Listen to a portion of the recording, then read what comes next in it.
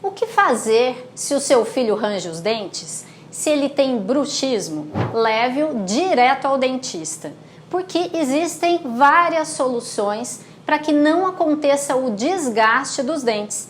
Esse é o principal problema do bruxismo na infância. Imagine o seu filho com os dentes desgastados e diminuindo o tamanho dos dentes. Sim, nós já atendemos algumas crianças aqui na Dental Kids que chegaram com esse problema. Os dentes estavam tão desgastados que estavam até menores.